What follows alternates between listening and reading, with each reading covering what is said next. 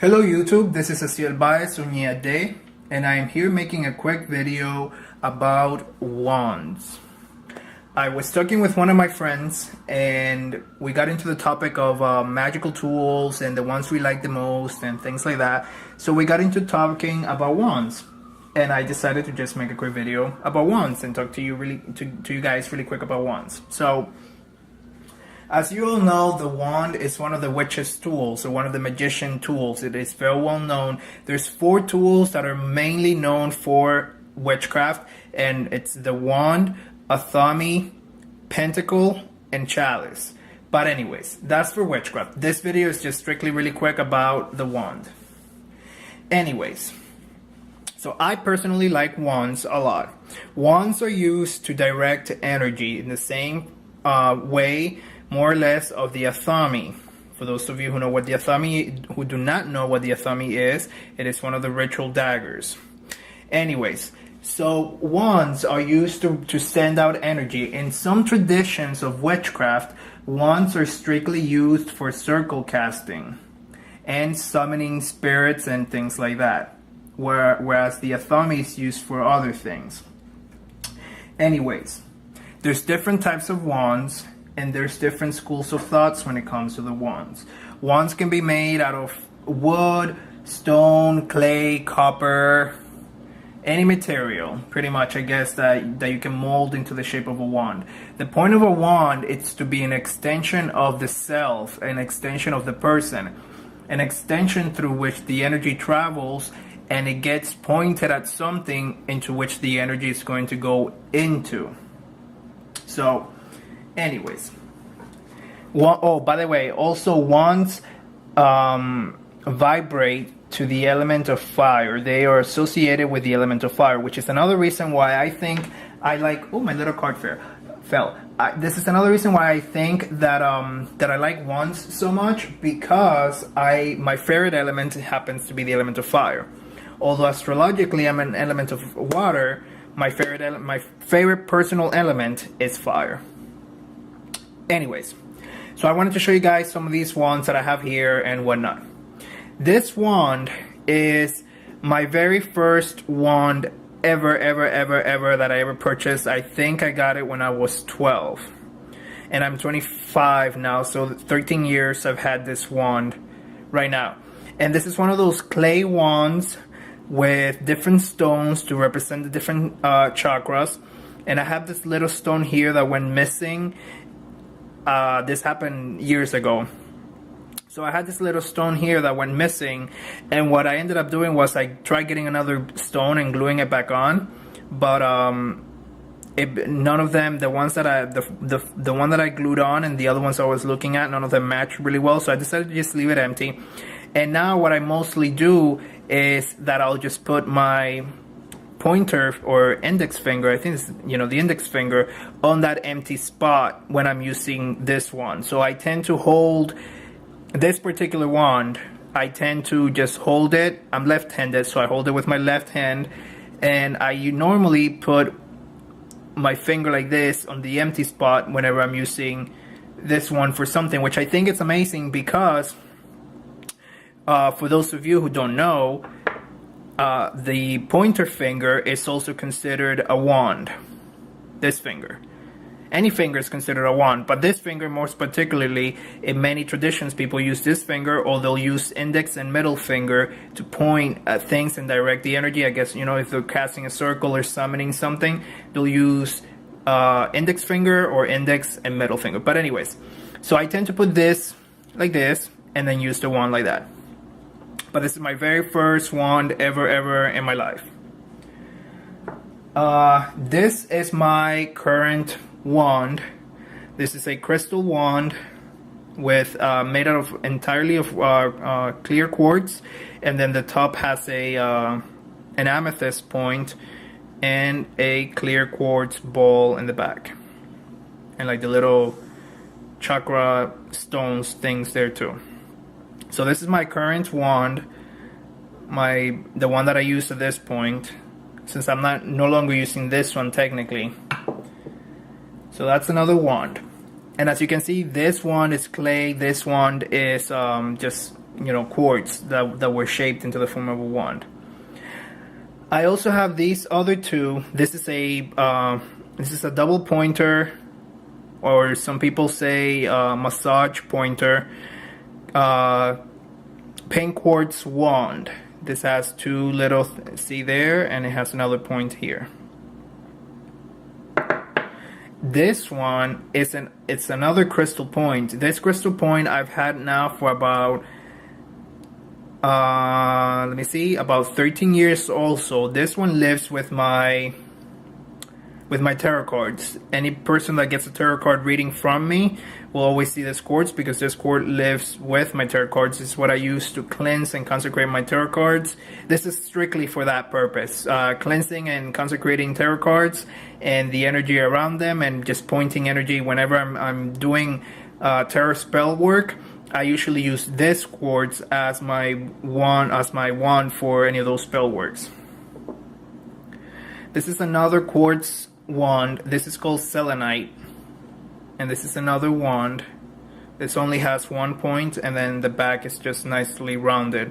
Some people use these also for massages also, and usually what you do is that you'll go like this. Like, let's say that this part of your hand hurts. A lot of people will go like this, and they'll massage it with the crystal to allow the crystal to send the energy. At some points you may go like this to kind of scratch the surface. Depending on what you're doing, you scratch the surface to clear out any blockage of energy. This is just an example, people. You will clear out the blockage of energy with a point, and then with the tip, with the round tip, you will fill it up with new energy in the place that that it's hurting, that it's damaged, or whatever's happening that you're using the wand for. This here is a snake. This is actually one of my Oshumare tools. I'm trying to get it. There you go. This is actually one of my Oshumare tools, and I decided to include it in here because there's some wands out there that are in the shape of a snake, very much like this, that they look very cool. They don't call out to me personally, but I know that there's some of you who might want it. Also, and the point of showing this is an Orisha tool.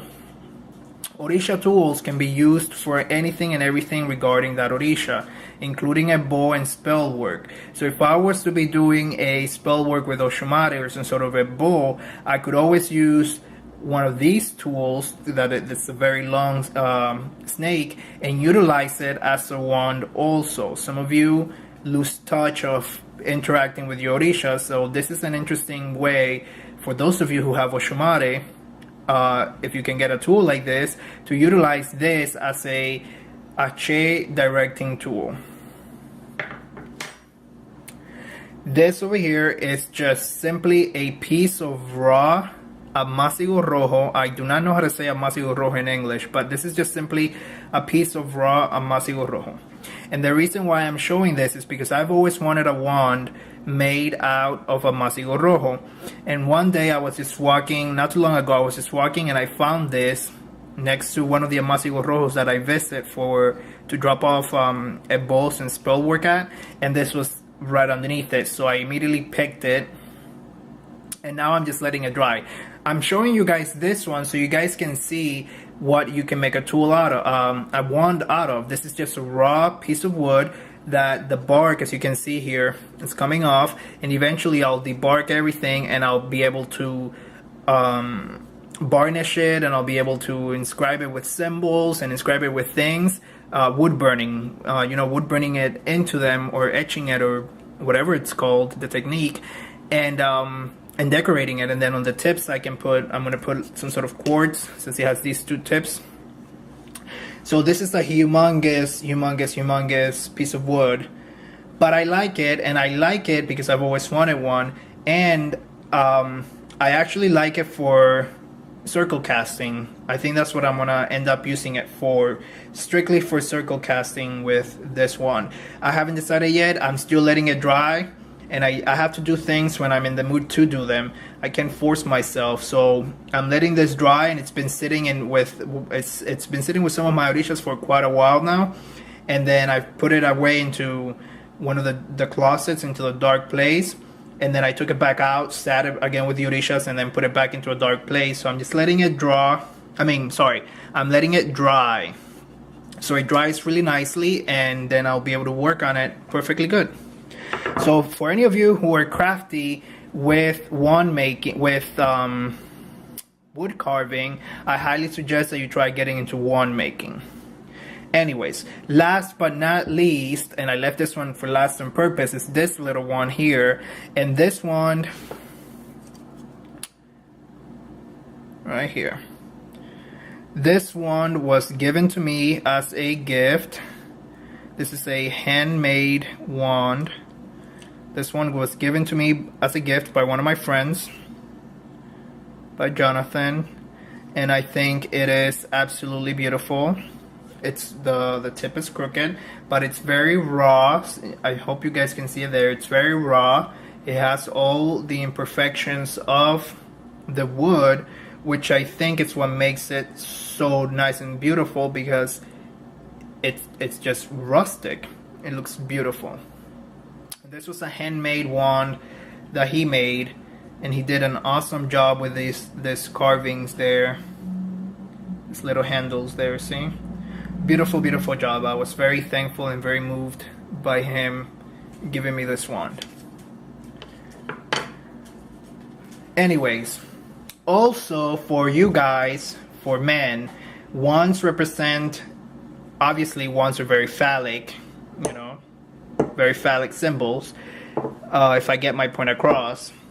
But the point is that for men, wand represent stamina, male stamina. So if you are a guy who is suffering from, I forgot the word, holy Jesus, you know, you can't get it up. I mean, sorry, I can't say it any other way. I can't come up with, if you're having erectile dysfunction, there we go. If you're having erectile dysfunction, wands will be the tool to be using to help you out with your situation. Why? Because they represent the male, mystically, they represent the male organ, or the penis. So I would highly suggest doing something with a wand, utilizing the wand to send energy to your penis, whatever. The point is, wands represents male penises. As a magical tool, they represent the male penis, whereas, for example, the chalice or cauldrons represent the female organ. Anywho, I hope you guys have enjoyed this video. This is just a quick little video, and I will see you guys in all my other videos. Thanks for watching. Ashe, ashe, ashe, do.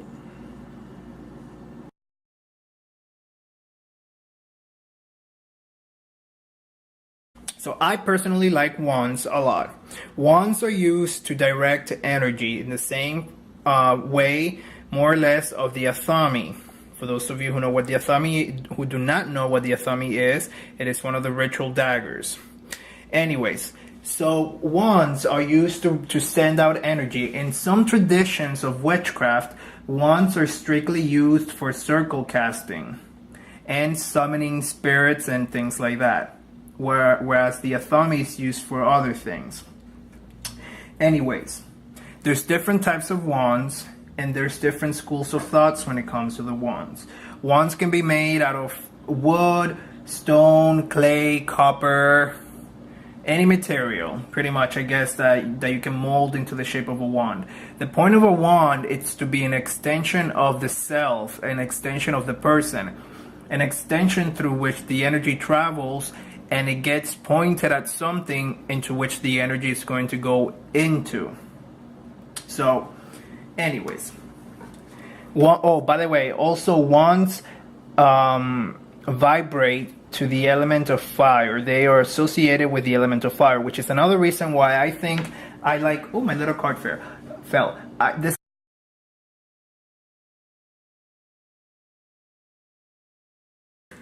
Hello YouTube, this is Asiel Baez Uñiade, and I am here making a quick video about wands.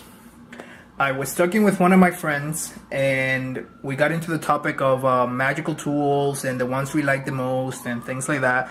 So we got into talking about wands, and I decided to just make a quick video about wands and talk to you to you guys really quick about wands. So, as you all know, the wand is one of the witch's tools, or one of the magician tools. It is very well known. There's 4 tools that are mainly known for witchcraft, and it's the wand, a thummy, pentacle, and chalice. But anyways, that's for witchcraft. This video is just strictly really quick about the wand. Anyways,